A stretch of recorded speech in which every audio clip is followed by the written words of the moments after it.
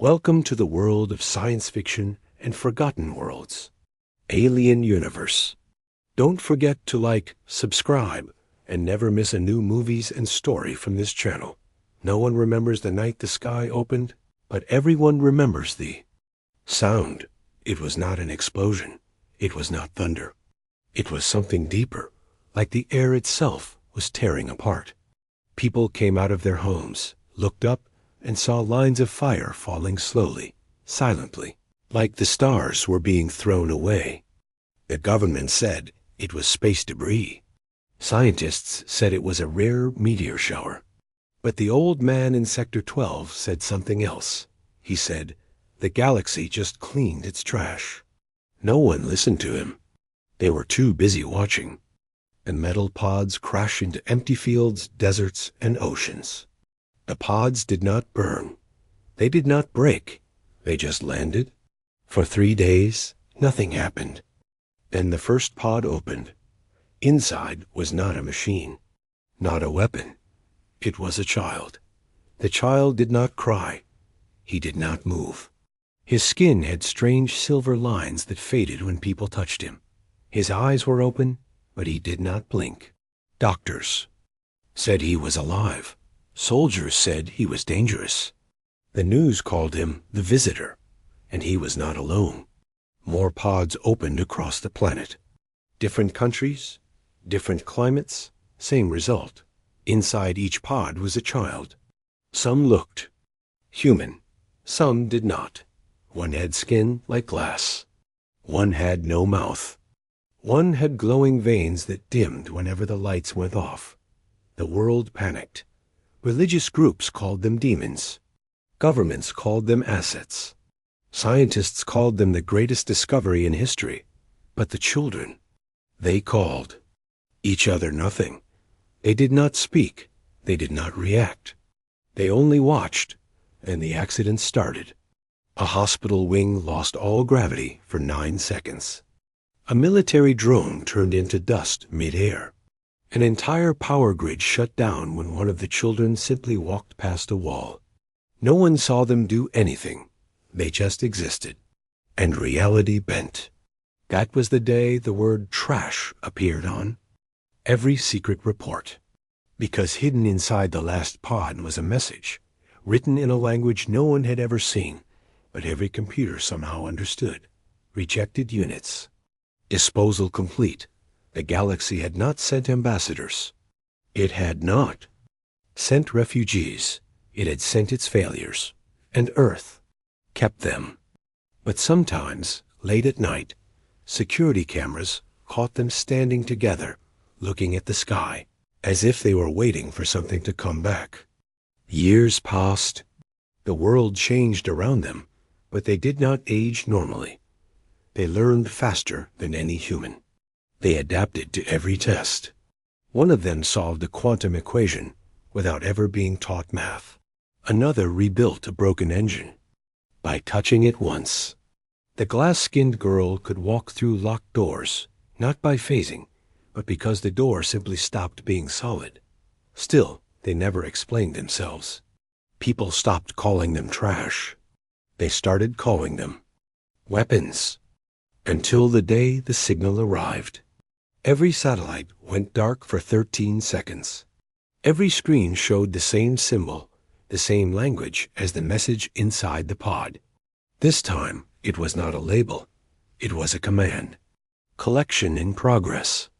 Panic returned. Governments prepared defenses. Weapons were activated.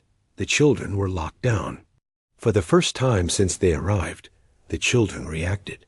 They were not afraid. They were angry. The boy from the first pod finally spoke.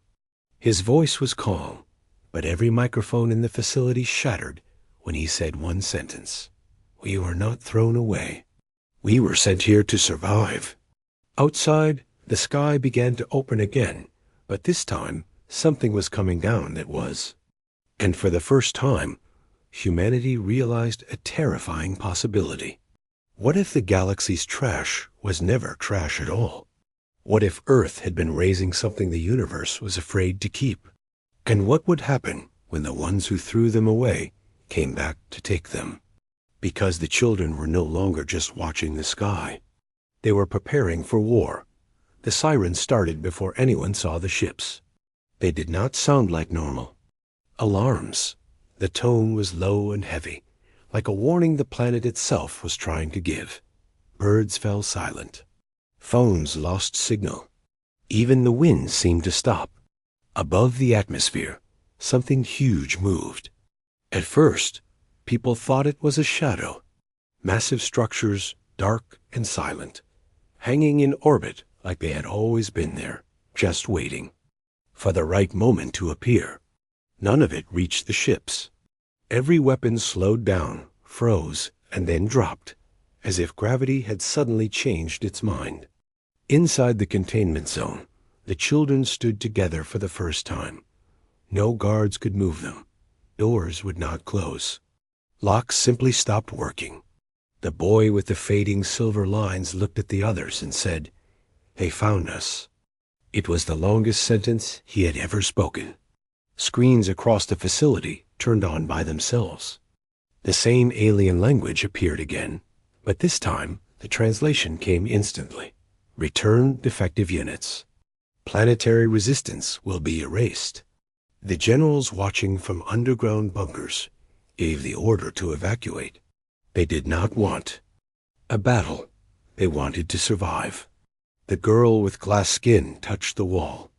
The entire building became transparent for a second, showing the sky above, the ships waiting, the thin blue line of Earth between them.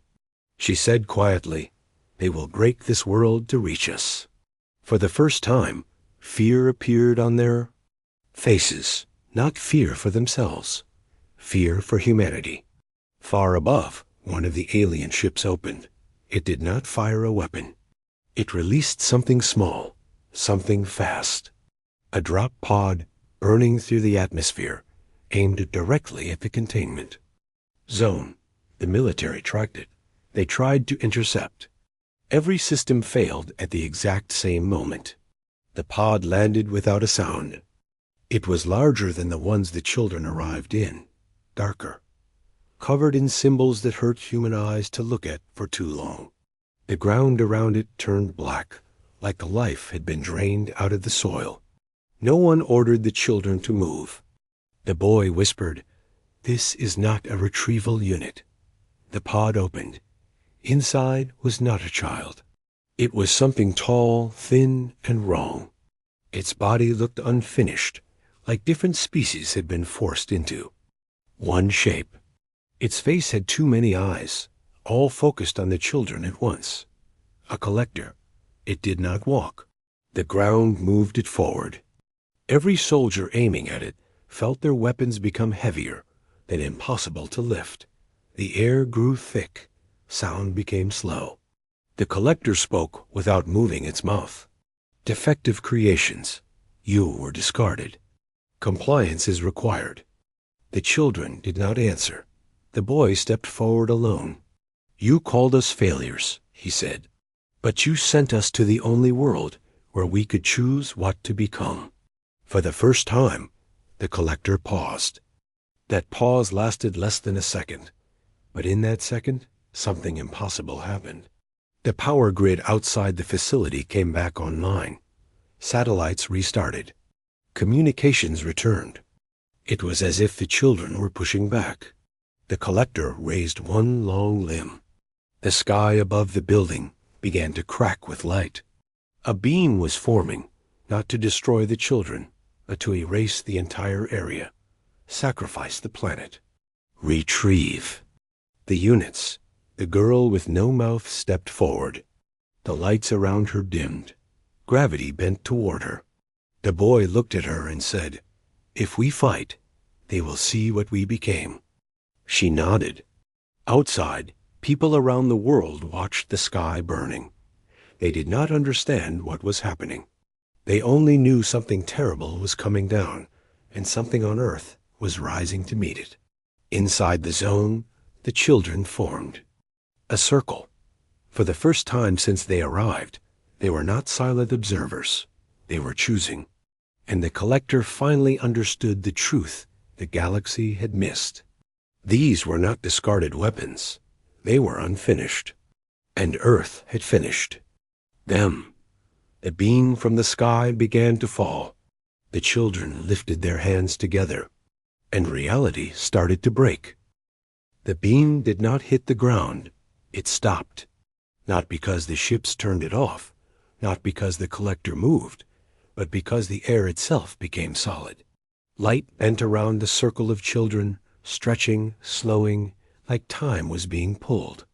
Apart, outside the zone, every camera failed again, but this time people did not need screens. The sky above the city had frozen. Clouds hung in place. Birds were locked mid-flight. Even the falling dust from the collector's landing stayed, suspended as if the world had paused to watch. Inside the circle, the children were changing. The silver lines on the boy's skin returned, brighter than before, forming patterns that moved like living code. The glass-skinned girl was no longer transparent. She reflected the beam back toward the sky in thin, sharp fragments. The girl, with no mouth, bent gravity so deeply that the ground beneath them did not exist anymore. They were standing on nothing. The collector tried to move, but its many eyes began to close one by one. For the first time, it looked unstable. Unauthorized evolution, it transmitted. Termination required. That was when the smallest child, the one who had never shown any ability, stepped out of the circle. He had always been the quietest, the one scientists called useless. He looked up at the collector and asked a simple question. For the first time, the signal from the ships above flickered. Their control over the collector weakened, like something was interfering from the ground. The small child took another step. "When you sent us away, you removed our limits," he said softly. "You thought this world was weak, but this world let us grow." The boy with the silver lines understood. "You're not empty," he said. "You were hiding." The smallest child placed his hand on the air between them and the collector. Nothing happened. The beam from the sky folded inward, collapsing into a single point above his palm.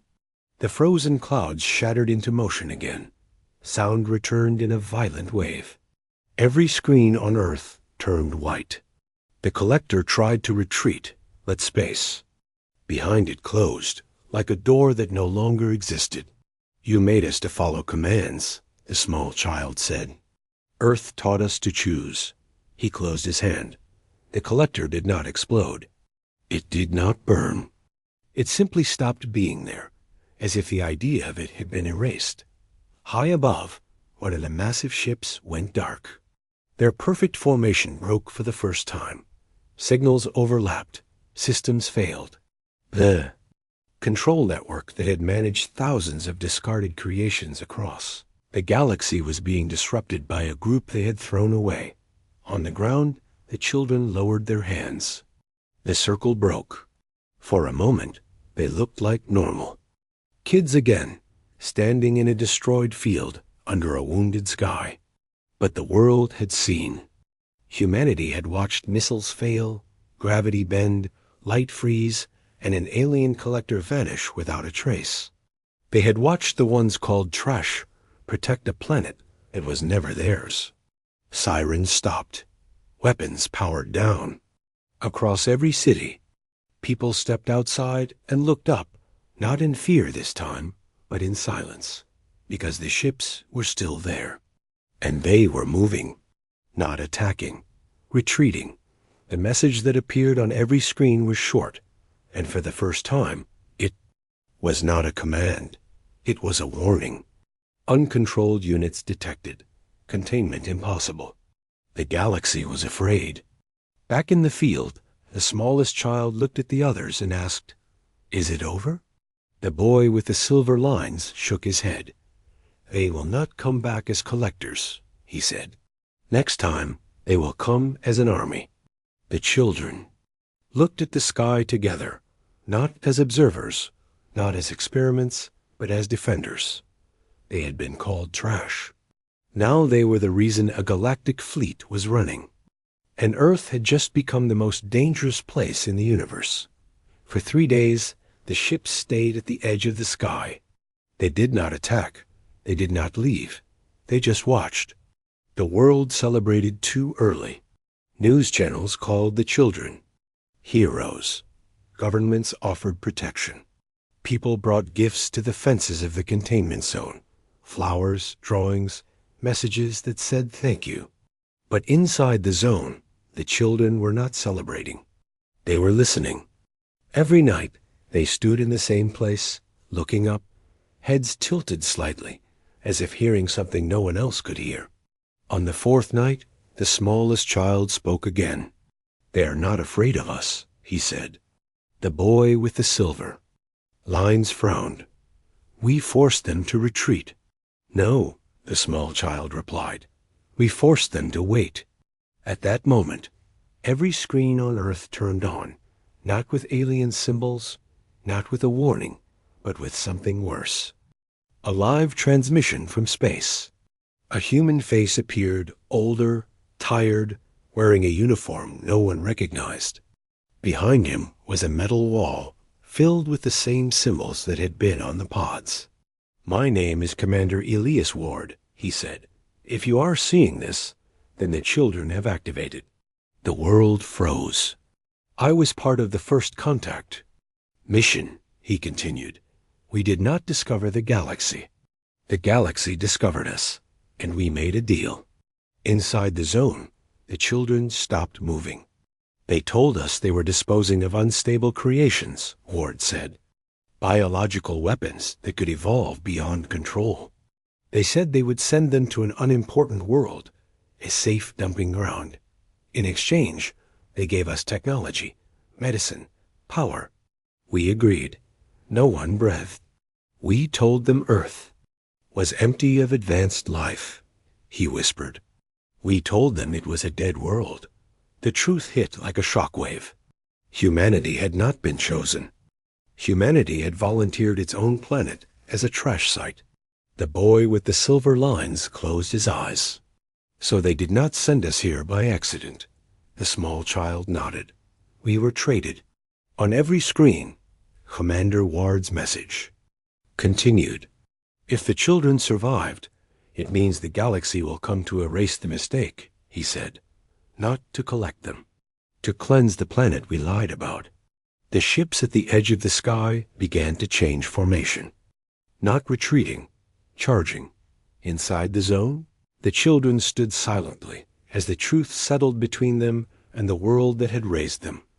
Humanity had given them a home, but it had also sold them.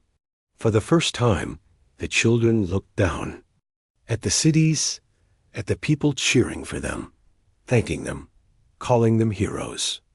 The glass-skinned girl asked the question no one else could say. "Are we protecting them?" she asked quietly. "Or the ones who betrayed us?" No one answered.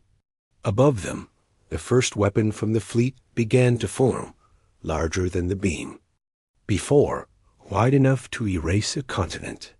The boy with the silver lines looked at the small child. "We have a choice now," he said, "not about fighting, about who we are fighting for." The small child looked at the lights of the human cities, then back at the sky. "We were thrown away," he said. "But this world let us choose." The weapon in orbit ignited, and for the first time since they arrived, the children were not deciding how to survive. They were deciding whether Earth deserved to. The light from the weapon turned night into a second sun.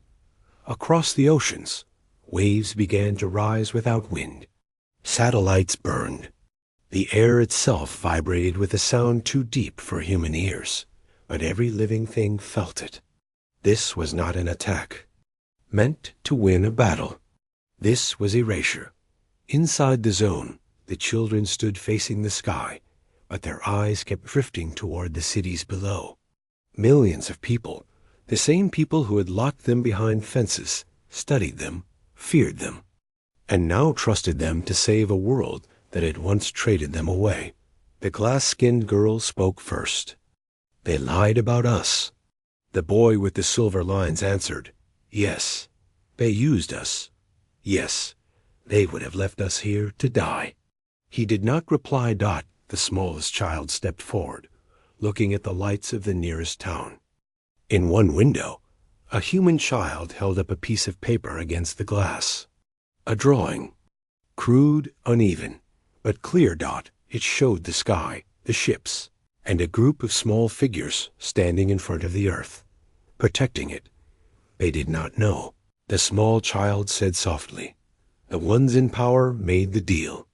The ones down there, they gave us names." That was true. Scientists had stopped using numbers years ago. Guards had started bringing them books. A nurse had once stayed all night beside the glass-skinned girl when her body began to fracture from stress. A mechanic had taught one of them how engines worked, not as a test, but as a lesson. Humanity had betrayed them. Humanity had raised them. Above, the weapon reached full charge. A circle of burning light spread across the clouds, wide enough to swallow continents. The alien fleet moved into position, silent and precise, waiting for the command to end a world. The boy with the silver lines looked at the others. "We choose." Now, the girl with no mouth bent gravity until the ground cracked beneath them. The glass-skinned girl split the light into thousands of sharp reflections. The smallest child lifted his hand, and space folded slightly around his fingers, not as a circle, this time as a line, facing the sky.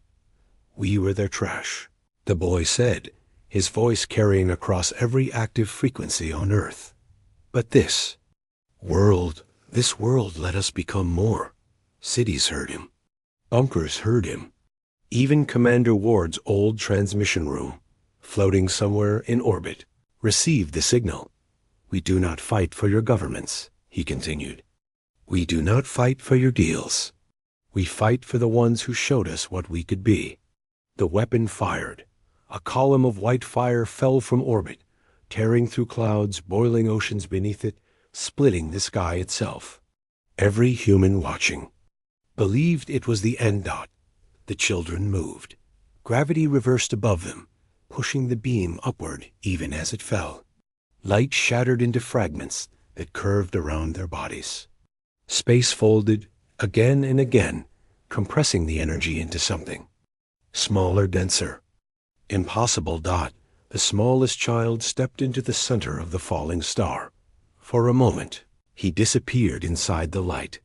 The others held their ground, their forms cracking, glowing, dissolving at the edges, but they did not move. The beam shrank, pulled inward, collapsing into the point where the small child stood. A second later, another lost power and drifted. The fleet scattered, their perfect formation shattered by something they had never planned for. Choice. On the ground. The light faded, revealing the children standing in a field of glassed earth. They were still there, but different. They're glowing. Patterns were dimmer now, their bodies more solid, more human than before. The smallest child looked up one last time. "They will not come back," he said. "How do you know?" Across the world, people stepped out into streets filled with falling ash and broken signals. The ships were leaving, shrinking into distant points of light. Then nothing. No victory speeches came, no parades. Just silence and the understanding that the planet still existed because the ones it had once accepted as trash had chosen to protect it. Years later, the containment zone would be gone, the fences removed. The field turned into a memorial with no statues, no names, only a single line carved into stone. The galaxy's trash landed here. It left as myth. Because the children did not stay together, they walked into the world, into cities and forests and oceans, living among humans not as weapons, not as experiments, but as stories people were not sure were real. Sometimes gravity would flicker for a second in a crowded street. Sometimes a broken machine would start, working when no one touched it. Sometimes, on clear nights, people would see shapes standing on rooftops, looking at the stars, not with fear, not with anger, but with quiet watchfulness. Guardians no one could prove existed, human, and not, discarded, and yet chosen, and somewhere, far beyond the reach of Earth's sky, in places where perfect creations were once designed and failures were erased, a new warning began to spread in a language older than empires. Do not discard what can choose, because the next time the galaxy throws something away, it might land on a world that teaches it to fight back.